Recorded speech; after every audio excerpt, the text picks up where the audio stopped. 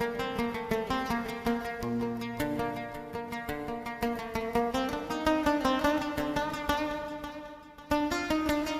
warahmatullahi wabarakatuh. Bismillahirrahmanirrahim. Allahumma salli wa sallim wa barik ala sayyidina Muhammadin al-fatih lima ughliqa al-khatim lima sabaq nasiril haqqa bil haqqi wal hadi ila firatikal mustaqim wa ala alihi wa sahbihi haqqa qadrihi wa miqdarihil azim. Allahumma akhrijna min dhulumatil wahmi wa akrimna binuril fahmi waftah alaina bima'rifatil ilmi wa hasyan akhlaqana bil hilmi wa syahil lana abwaba fadlik wansur alaina min khazaini birahmatika ya arhamar rahimin. Alhamdulillah, sumalhamdulillah. Puja dan puji syukur tak lupa kita aturkan kehadirat Allah Subhanahu wa ta'ala. Salawat serta salam tak lupa kita aturkan dan kita curahkan kepada junjungan kita tercinta, baginda Nabi besar Muhammad sallallahu alaihi wasallam, yang telah membawa dan menyelamatkan kita seluruh umatnya dari zaman kebodohan menuju zaman yang penuh dengan ilmu yang bermanfaat. Jamaah sekalian, sebelum kita membaca satu hadis, mari kita bacakan suratul Fatihah untuk yang hajat pada malam hari ini. Ya, di dalam malam tasyakurannya, di dalam pernikahannya yang insya Allah pada hari Sabtu besok, ya, yaitu saudari Yunianti, ya. Kita doakan mudah-mudahan apa yang jadi niat hajat dan tujuannya khususnya akan diijabah oleh Allah Subhanahu wa ta'ala. Ya, di acara pernikahannya diberikan kelancaran, diberikan kemudahan, diberikan kesuksesan, ya, dan dijadikan ke depannya rumah tangga yang sakinah, mawaddah, warahmah, ya, selalu berada dalam ridha dan lindungan Allah Subhanahu wa ta'ala. Begitu juga kita doakan kedua orang tuanya selalu diberikan sehat walafiat, ya, dijaga, dilindungi, diberkahi oleh Allah Subhanahu wa ta'ala. Begitu juga seluruh para orang tua kita yang dalam keadaan kurang sehat, diangkat penyakitnya oleh Allah Subhanahu wa ta'ala, disehatkan oleh Allah Subhanahu wa ta'ala, dan diberkahi dunia hingga akhiratnya oleh Allah Subhanahu wa ta'ala. Ala hadhihi niyah wa ala kulli niyatin salihah wa ila hadratin Nabil Mustafa Muhammadin sallallahu alaihi wasallam. Al-Fatihah. Bismillahirrahmanirrahim. Alhamdulillahi rabbil alamin. Ar-Rahmanirrahim. Iyyaka na'budu wa iyyaka nasta'in. Ihdinash shiratal mustaqim. Shiratal ladzina an'amta 'alaihim ghairil maghdubi 'alaihim waladdallin. Amin. Sekali lagi dengan keikhlasannya, yuk kita buka lebar-lebar hati kita, keikhlasan kita untuk kita membaca salawat, ya, dan doa yang kita niatkan untuk para ulama-ulama kita, para guru-guru kita, khususnya Al-Habib Muhammad Rizik bin Husin Shihab bersama seluruh para ulama-ulama, para pemimpin-pemimpin yang istiqamah di jalan Allah Subhanahu wa ta'ala, yang berjalan di jalan ridha Allah Subhanahu wa ta'ala.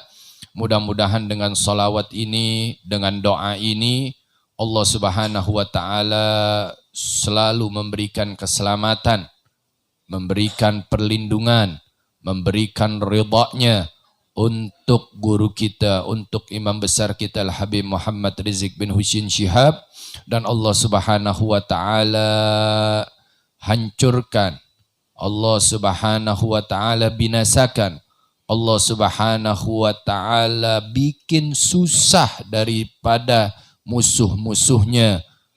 Allah Subhanahu wa ta'ala bikin susah daripada mereka-mereka yang melakukan kezaliman. Kesusahan yang akan mereka dapatkan yang kita minta seperti kesusahan yang Allah berikan kepada Fir'aun dan Namrud.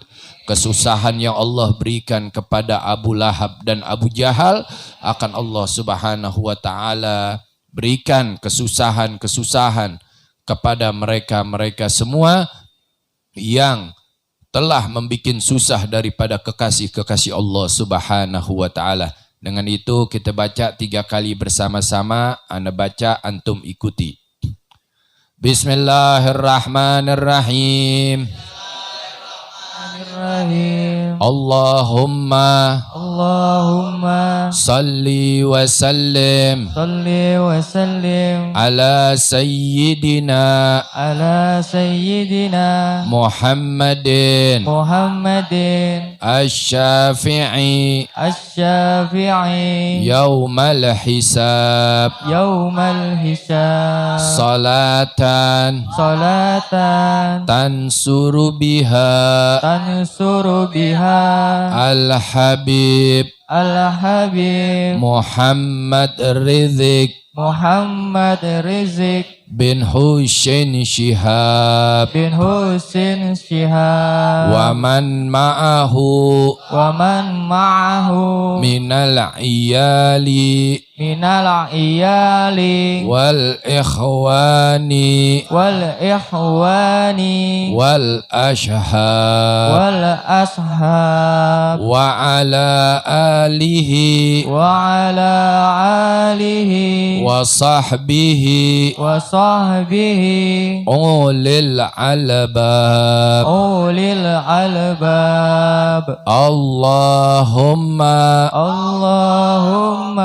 salli wa sallim ala sayyidina Muhammadin asy-syafi'i yaumal hisab salatan tansuru biha al-habib Muhammad Rizq bin Husain Shihab wa man ma'ahu minal iyali wal ikhwani wal ashabi wa ala alihi wa sahbihi ulil albab Allahumma salli wa sallim ala sayyidina Muhammadin asy-syafi'i yaumal hisab salatan tansuru biha al-habib Muhammad Rizq bin Husain Shihab wa man ma'ahu minal iyal wal ikhwan wal ashab wa ala alihi wa sahbihi ulil albab Bishril Fatihah. A'udzu billahi minasyaitonir rajim. Bismillahirrahmanirrahim. Alhamdulillahi rabbil alamin arrahmanir rahim maliki yaumiddin إياك نعبد وإياك نستعين اهدنا الصراط المستقيم صراط الذين أنعمت عليهم غير المغضوب عليهم ولا الضالين آمين رب اغفر لنا ولوالدينا آمين بسم الله الرحمن الرحيم كما قال النبي صلى الله عليه وسلم sayakuna alaikum a'immah yamlikuna riqaikum wa yuhaddathunakum fayakdzibun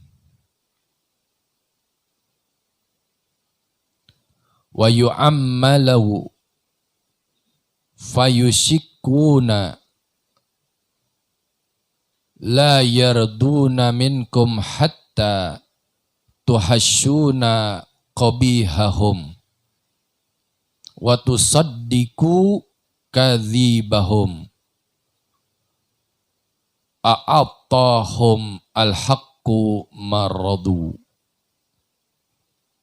kama qala an-nabiy sallallahu alaihi wasallam telah bersabda Nabi kita Sayyiduna Muhammad sallallahu alaihi wasallam sayakuna alaikum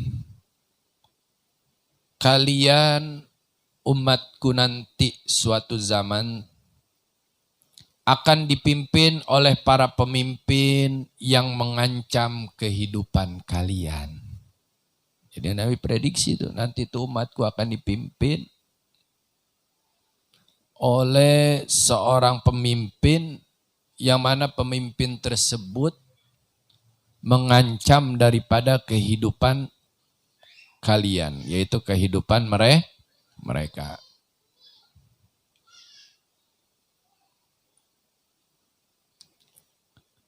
Apa yang disebut mengancam? Dari mereka berbicara atau mereka berjanji. Makanya ame janji-janji yang begitu jangan terlalu dipercaya. Ya. Dengan ucapan-ucapan jangan terlalu gampang dipercaya. Ya dia berjanji ya kepada umat Nabi Muhammad sallallahu alaihi wasallam. Kemudian mereka melakukan pengingkaran. Nah, ya. Hati-hati nih kalau ada pemimpin berjanji tapi mengingkari. Kata Nabi. Ya. Dia berjanji tapi dia ingkar. Ya. Daripada janjinya tersebut, ya. Lalu mereka melakukan pekerjaan, ya. Tapi pekerjaan mereka itu sangat buruk. Selain dia janji, ya, dia mengingkari.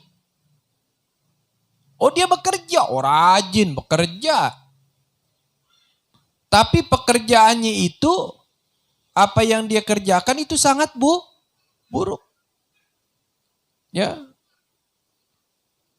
Oh istri dibikin enak, anak dibikin enak, apa aja maunya diturutin. Ternyata duitnya dari duit togel. Kan buruk. Ya, dia pemimpin rumah tangga. Oh duitnya dari duit judi. Duitnya dari duit korupsi. Ya. Dia melakukan satu pekerjaan, tapi pekerjaannya itu sangat buruk. Dari sangat buruknya pekerjaan tersebut, sehingga dapat apa? Dapat bikin hati kita yang bersih menjadi kotor. Karena apa? Karena masuk yang kotor. Yang gak gelap jadi gelap. Yang gak burem jadi burem. Yang tadinya dekat sama Allah Subhanahu wa taala jadi jauh sama Allah Subhanahu wa taala. Kenapa? Karena kita membiarkan seorang pemimpin tersebut melakukan pekerjaan, lalu pekerjaan mereka itu sangat buruk. Akhirnya menjadikan kita jahat. Oh, hati-hati ya. Pokoknya akan datang tuh kata Nabi suatu saat nanti pemimpin yang dia berjanji tapi kemudian mengingkari.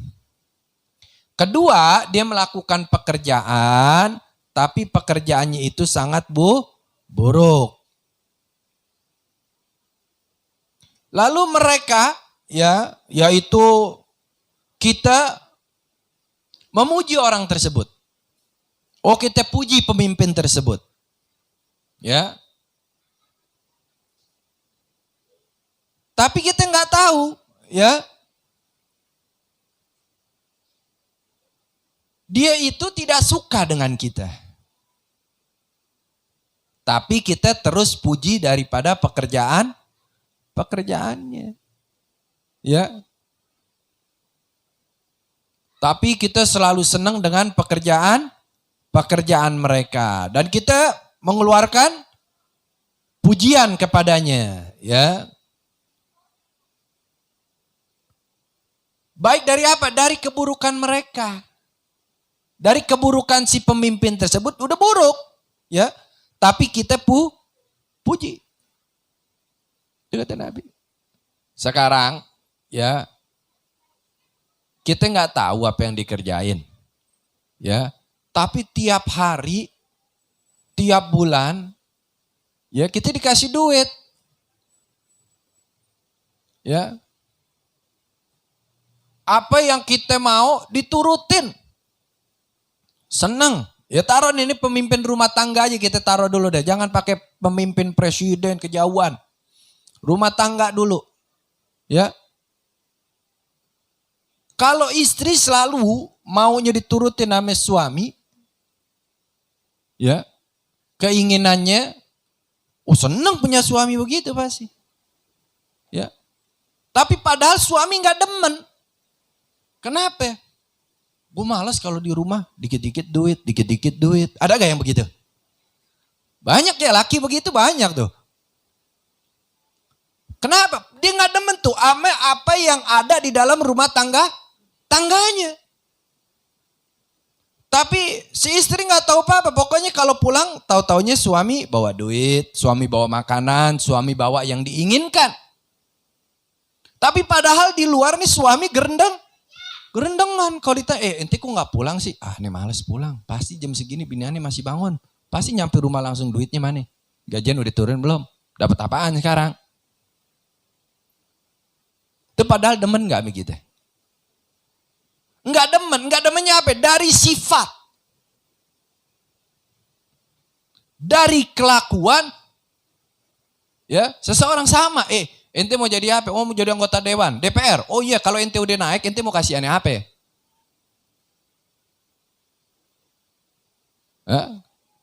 Ente mau beri jabatan apa sama aneh? Ente mau kasih aneh per bulan berapa? Ya. Akhirnya begitu dia jadi tuntutan banyak. Oh, baik nih anggota dewan ini. Sehingga dia melakukan keburukan untuk menggapai daripada apa yang dia janjikan kepada kita. Kasih. Oh ini, ente minta mobil, ane kasih mobil. Nih ente kemarin minta ini, ane kasih ini. Oh Masya Allah ente baik. 5 tahun jangan turun-turun terus jadi anggota dewan. Kita nilainya apa? Baik, pekerjaannya buruk, bikin celaka. Itu kata Nabi nanti ada tuh. Ada. Pemimpin begitu, rakyatnya begitu juga. Ya. Nah, ini namanya satu kejahatan. Jangan ya. Lalu selain kita menilai baik, memuji dia dengan keburukan yang dia lakukan, dan membenarkan kebohongan mereka. Kata Nabi, serta kalian memberikan kepada mereka hak yang mereka senangi. Ya, coba kita kalau dikasih tahu, ya. Ente tuh tahu gak sih anak ente banyak duit? Oh tahu dong, anak ane usaha, anak ane kerja. Enggak, anak ente tuh jual beli narkoba. Ah, gua nggak percaya omongan lo. Ada nggak yang begitu? Udah banyak belum sekarang? Iya. Ini baru tingkat bawah, gimana yang atas? Oh kita percaya sama partai ini, keluar dari anti korupsi, ditangkap. Ya, masa iya partai ini korupsi? Nggak mungkin ah. Oh masa pimpinan ini korupsi? Nggak mungkin ah. Kenapa? Karena kita udah melihatnya baik. Belum tentu pekerjaannya.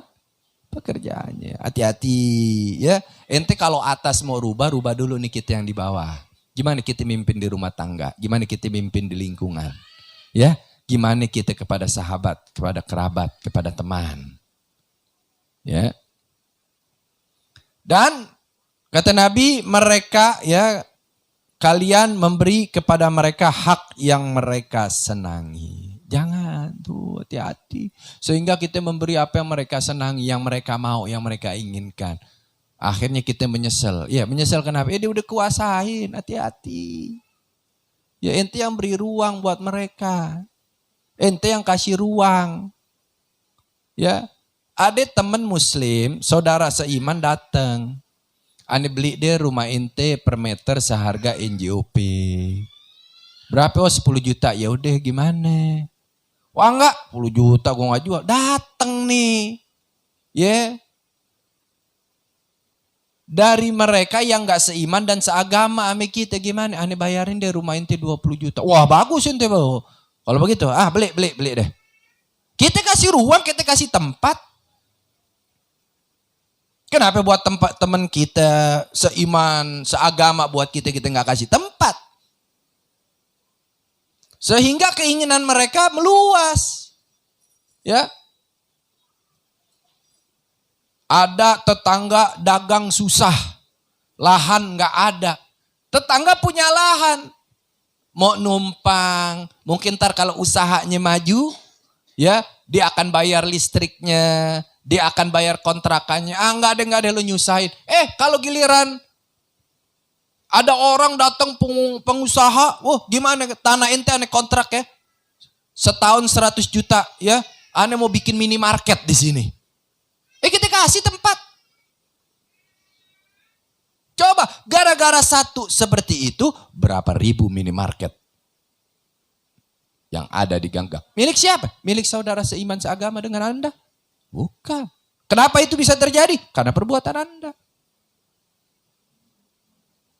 Tuh, itu kata Nabi ada tuh. Ini zamannya nih.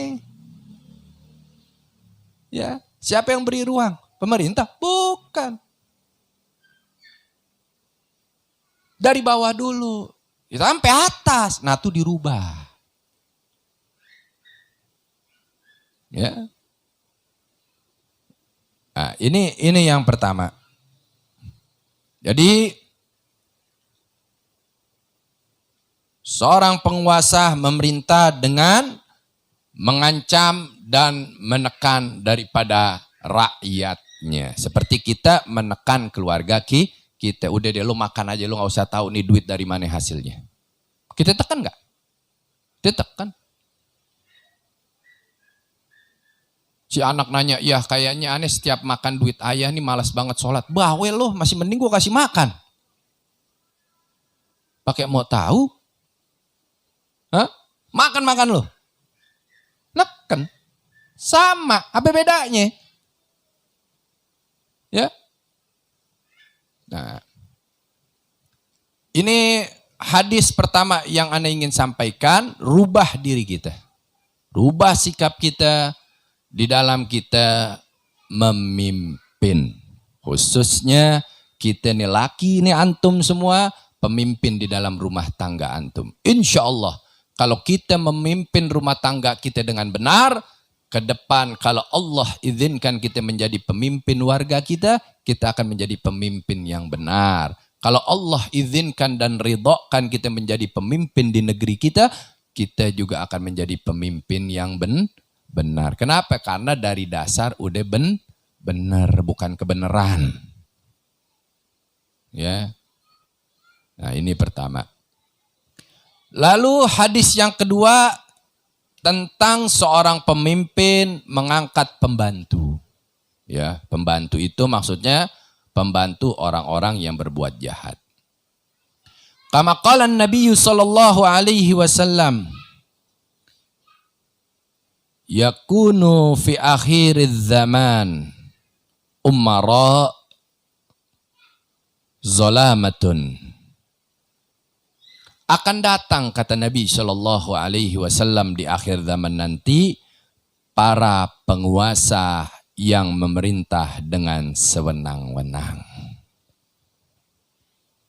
Oh, dengan semaunya dia. Ada tuh, ya.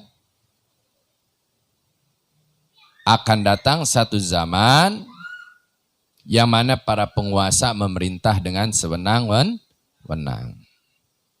Para pembantunya, ya, sewenang-wenang dari para pembantunya,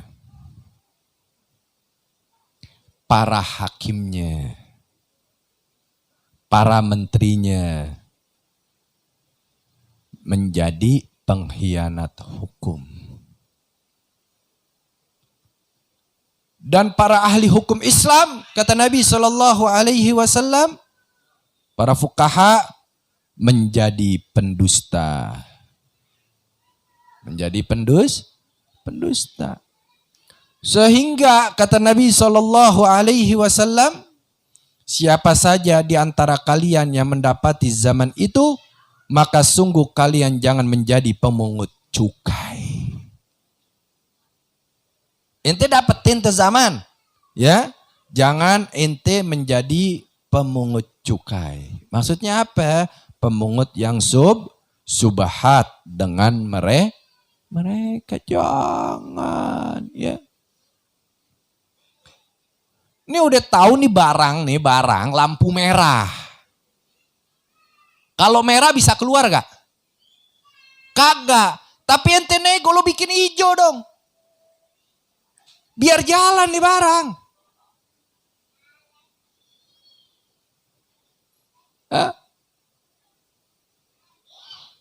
Tatkala ente bikin hijau, ente punya pembantu tuh. Ente beri tuh pembantu. Oh ya udah gue bikin hijau, sekian duitnya. Ya udah hijau, jalan. Aman. Ada gak? Oh nenek-nenek nyuri semangka 15 tahun hukumnya. Ya. Ulama lakukan kesalahan seumur hidup hukumnya. Pejabat jangan dong, 2 tahun aja. Tuh ente sogok gak hakim? Ente suruh dia jadi pembantu ente gak? Ente suruh dia jadi pembantu tuh. Ya. Tolong ya. Nih orang bikin ribet aneh nih. Ente tangkap tuh orang. Loh, tuh orang kan gak punya salah. Dia bikin ribet, bukan dia bikin ribet. Dia nyampaikan kebenaran. Aneh gak mau tahu, dia bikin ribet aneh, ente tangkap ya. Apa yang ente mau, aneh akan turutin. Ditangkap tuh orang. Berarti ente punya pembantu gak? Ente punya pembantu. Ya. Ini mesti paham. Ya.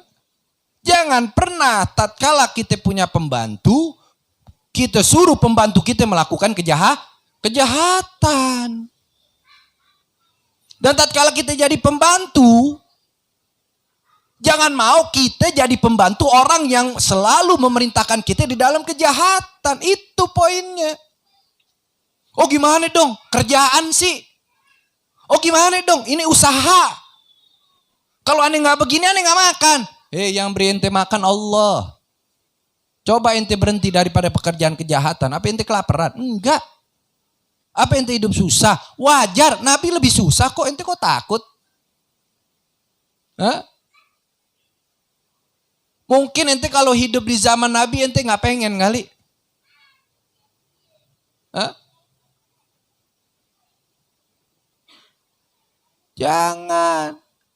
Jangan berdalih. Waduh ini gimana dong kerjaan. Kalau enggak aneh bisa dipecat. Aneh bisa keluar dari pekerjaan. Anak istri aneh mau makan apa? Al-Imam Ahmad ibn Hanbal. Tatkala di dalam penjara. Beliau ditanya oleh seorang sipir. Ya Imam. Hadis-hadis Nabi SAW yang menjelaskan daripada tentang kezaliman, apakah itu sahih semua? Maka Al-Imam Ahmad bin Hanbal mengatakan, iya itu sahih. Itu benar. Lalu, apakah aku ini ya Imam? Bertanya kepada Imam Ahmad ibn Hanbal. Ya, dia bertanya, aku ini termasuk seorang pembantu yang melakukan kezaliman? Dia bertanya. Ini Imam Ahmad bin Hanbal di dalam penjara, di penjara. Maka Al-Imam Ahmad ibn Hanbal mengatakan, oh bukan. Ya, bukan.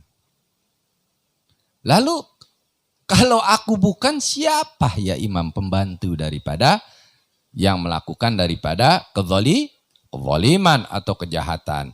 Al-Imam Ahmad bin Hanbal mengatakan, bukan kamu. Ya, kamu yang termasuk pembantu orang zalim, yang termasuk itu adalah yang masakin kamu, yang siapkan baju kamu, yang siapkan peralatan kamu, yang siapkan uang kamu. Dialah pembantumu. Lalu aku siapa? Kamu pelaku kezaliman.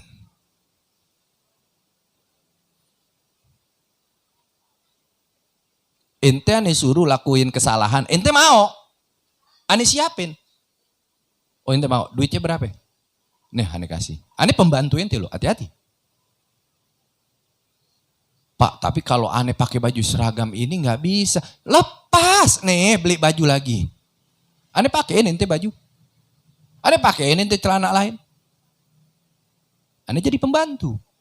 Ane lengkapin keistimewaan ente. Dan ente melakukan satu kesalahan. Imam bin Hanbal, ente bukan pembantu, tapi ente pelaku kezaliman. Siapa pembantunya? Dia yang siapin makannya, siapin pakaiannya, siapin kebutuhannya. Hati-hati. Siapin uangnya, siapin peralatannya. Ente mau? Itu kata Imam Ahmad bin Hanbal. Maka hati-hati, hati-hati. Ya, dari yang kecil aja deh, ya. Apapun kesalahan yang diperintahkan oleh seseorang yang tidak baik, jauhkan, hindarkan. Kita ini pengen negeri kita kan jauh dari itu semua. Kalau kita pengen jauh, mulai dari diri kita dulu masing-masing. Ya, udah mulai banyak doa minta sama Allah Subhanahu wa ta'ala. Ini udah terjadi di negeri kita nih ya. Orang bukan dari kita juga mau kok ya. Sampai kita bawa aduh gimana kerjaan gue. Aduh gimana nih usaha kalau begini. Nggak berani kok kita. Ya. Harta, tahta, jabatan lebih utama buat kita. Abis gimana, abis gimana, abis gimana. Gitu doang udah bisa ngomongnya. Lalu gimana, lalu gimana, lalu gimana. Hah? Nggak ada jalan. Awas ya. Ente disuruh sama teman, udah lu pakai aja tuh sendal daripada lu nggak punya sendal. Ente disuruh sama seorang pembantu. Itu namanya pembantu yang nyuruh ente, bantu ente untuk melakukan kesalahan. Ente turutin. Kan sama aja. Ya, kadang masuk masjid, sendal jelek, keluar bagus. Sendal bagus, keluar hilang. Tukeran sama yang jelek akhirnya. Yang jelek punya orang. Tuh pelaku tuh, pembantu banyak tuh. Hati-hati kayak begitu aja. Nah ini yang kita minta nih. Jangan sampai ya negeri kita di atas nih banyak pembantu-pembantu kesalahan, pembantu-pembantu kezaliman. Tapi ke depan dari sekarang sampai seterusnya negeri kita diberikan pembantu-pembantu dalam kebaikan, pembantu-pembantu dalam kebenaran, pembantu-pembantu di dalam taat kepada Allah dan Rasulnya. Bukan taat denger kayak Firaun enggak, ya tapi taat sama Allah dan taat kepada nabinya Sayyidina Muhammad sallallahu alaihi wasallam ala hadhihi niyyah wa ala kulli niyatin salihah wa ila hadratin nabil mustafa Muhammadin sallallahu alaihi wasallam bi syirril Fatihah.